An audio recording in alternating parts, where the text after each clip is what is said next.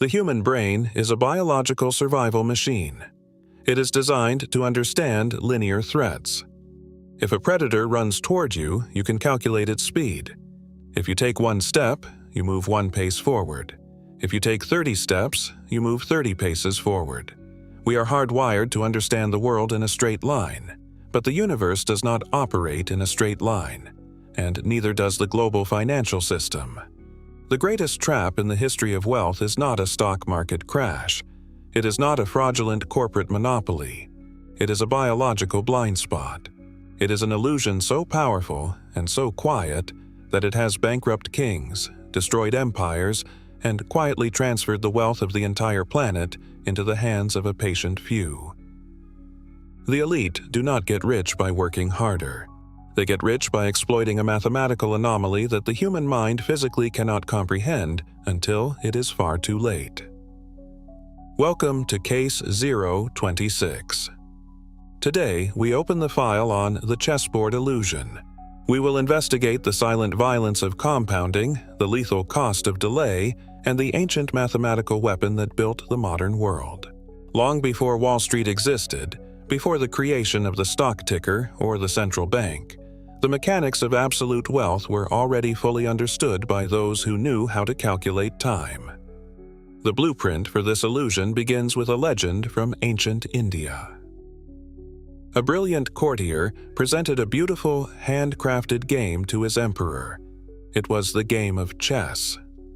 The emperor was so captivated by the strategic depth of the board that he offered the inventor any reward he desired. He offered him mountains of gold, massive estates, and chests of flawless diamonds. But the inventor declined the gold. He looked at the emperor and made a remarkably simple request. He pointed to the empty chessboard. He asked the emperor to place a single grain of rice on the first square. Then, he asked the emperor to place 2 grains of rice on the second square, 4 grains on the third, 8 on the fourth. He asked the emperor to simply double the amount of rice on each square until all 64 squares were filled. The emperor laughed. He was deeply insulted. He believed the courtier was a fool who did not understand the magnitude of the wealth he had just been offered. The emperor immediately ordered his treasurers to fulfill the peasant's request, expecting it to be finished in a matter of minutes.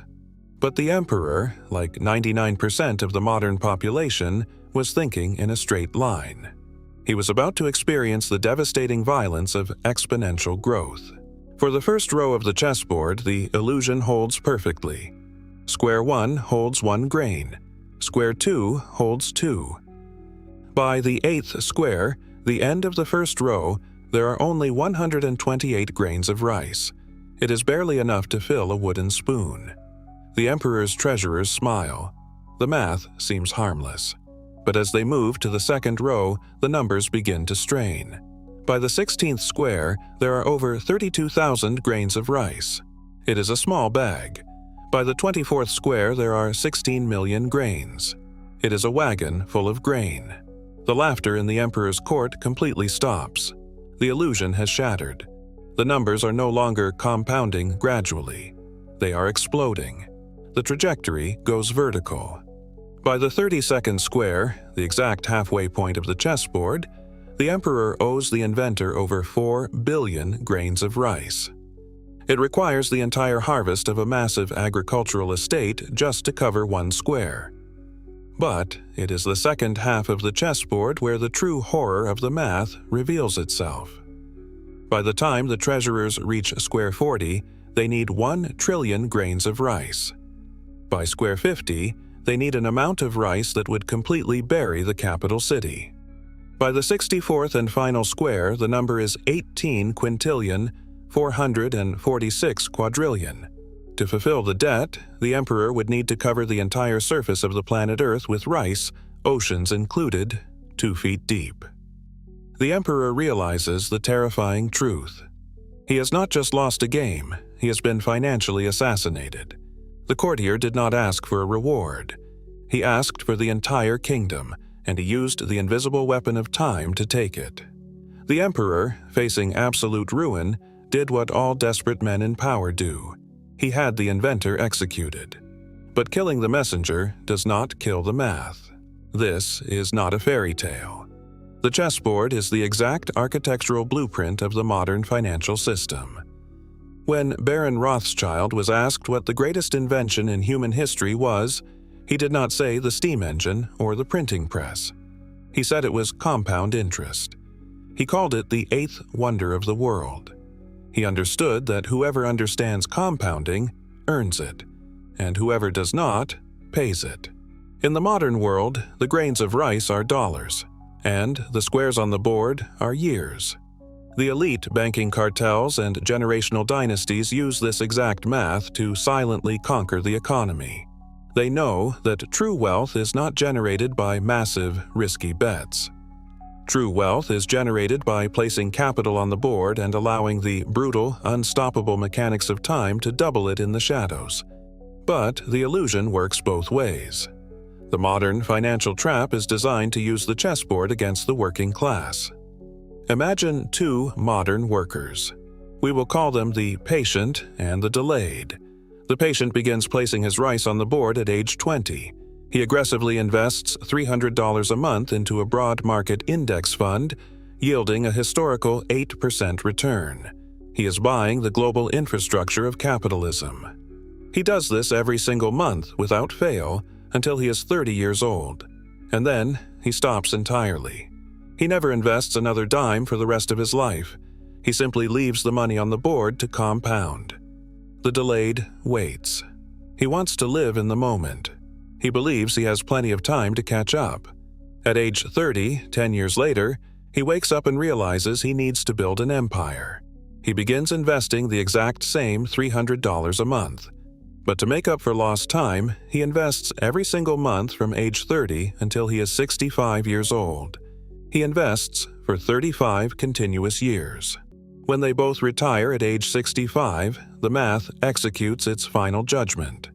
The delayed, who invested his own money for 35 grueling years, walks away with roughly $680,000.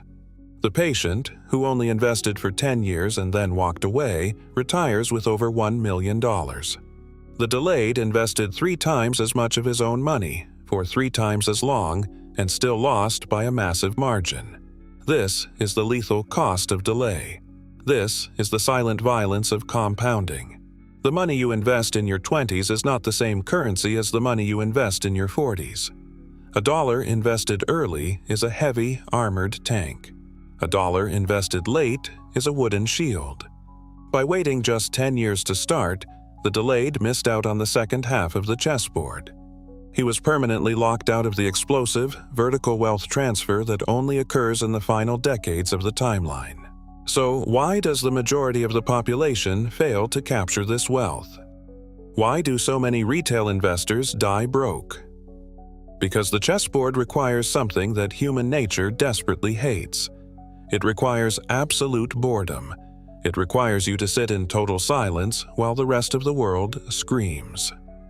The trap of the modern financial matrix is the desperate desire to get rich on the first row of the chessboard.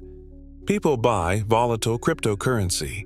They day trade options, they chase speculative bubbles, and they leverage themselves into bankruptcy because they want the millions today. They stare at their investment accounts on year 3 or square 3 of the board, and they only see 4 grains of rice. They feel foolish.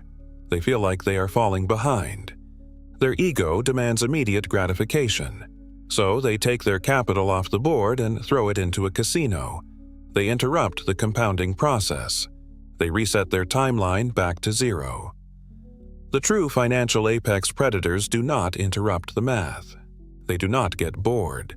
They understand that the first 20 squares of the board are meant to look slow. They are meant to test your discipline. The greatest fortunes in human history were not built in a day of frantic trading. They were built in total silence, grain by grain, year by year. They were built by men who understood that if you simply own the board and refuse to leave the table, the math will eventually do the killing for you. The parable is absolute. Time is not a passive element in the equation of wealth.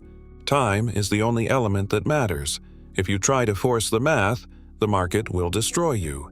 If you respect the math and surrender your ego to the timeline, you become inevitable. You must ask yourself, Are you desperately chasing a handful of rice on the first row, or are you quietly waiting for the back half of the board? This closes case file 026.